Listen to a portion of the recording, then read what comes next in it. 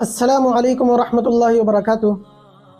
محترم دوستو، امید ہے کہ آپ خیریت سے ہوں گے۔ آج میں آپ لوگوں کے سامنے ایک بہت خوبصورت سا واقعہ لے کر آیا ہوں۔ وہ واقعہ کچھ یوں ہے کہ ایک شخص نے کسی کو زمین بیچی۔ اب یہ زمین لینے والے نے جب اس پر کھدائی چالو کی مکان بنانے کے لیے، تو زمین والے نے جیسے ہی کھدائی چالو کی تو اس میں سے اسے خزانہ مل گیا، کچھ سونا نکل آیا۔ تو جب یہ سونا نکلا تو دیکھ کے حیران رہ گیا۔ تو یہ سونا لے کر جس سے زمین خریدی تھی اس کے پاس پہنچا اور کہنے لگا کہ یہ سونا آپ کا ہے، آپ اسے رکھ لیجئے۔ تو جس نے زمین بیچی تھی وہ کہنے لگا جی نہیں، یہ سونا میرا نہیں ہے بلکہ یہ آپ کا ہے، اسے آپ رکھیں، اس لیے کہ یہ جو زمین میں نے بیچی تو زمین کے ساتھ سب کچھ بیچ دیا تھا، اس میں اندر جو تھا باہر جو تھا، زمین بیچی تو میں نے سب کچھ بیچ دیا، اس لیے یہ سونا آپ کا ہے، اسے آپ رکھ لیں، میں نہیں لوں گا۔ اب یہ ضد کیے ہوئے کہ نہیں، میں نے تو صرف آپ سے زمین خریدی تھی، اس کے اندر کی جو چیزیں تھیں وہ تھوڑی میں نے خریدی تھی، اس لیے یہ سونا آپ رکھیں۔ اب دونوں میں بحث پھنسی ہوئی، یہ وہ دے رہے ہیں تو یہ لے نہیں رہے۔ اب لڑائی جھگڑے کی نوبت آ گئی۔ چنانچہ معاملہ عدالت میں پہنچ گیا، قاضی صاحب کے پاس، کہ چلو اس کا حل قاضی صاحب نکالیں گے، وہاں سے فیصلہ کرواتے ہیں۔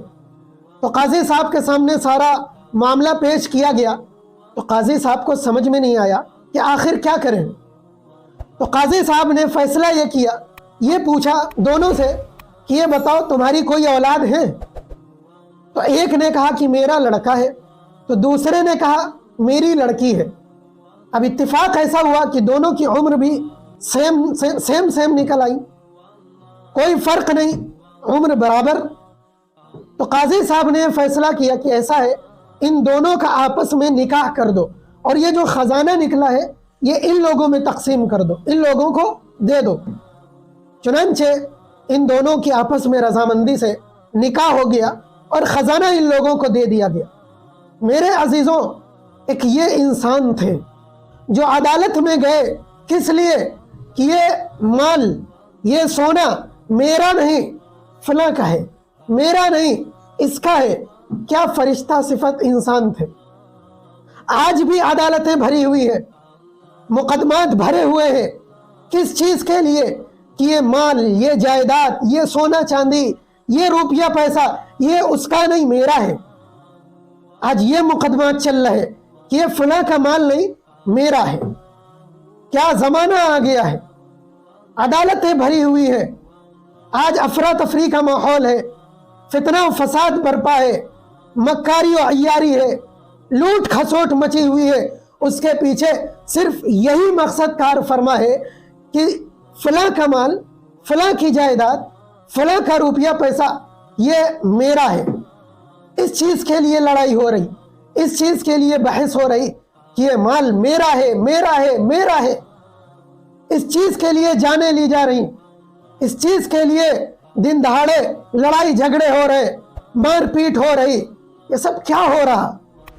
شرم کرو میرے عزیزوں، کیا جواب دو گے اللہ کو؟ ظلم کر کے کسی کا مال لوٹو گے، چوری کر کے کسی کا مال اپنا بناؤ گے، اللہ رب العزت کے یہاں کیا جواب دو گے؟ وہاں بھی انصاف ہوگا، وہاں بھی اللہ رب العزت کی عدالت لگے گی، اللہ رب العزت کا انصاف بڑا سخت ہوگا، وہاں ذرا بھی نیچ نہیں ہوگی، ذرا بھی اونچ نیچ نہیں ہوگی، انصاف ہوگا۔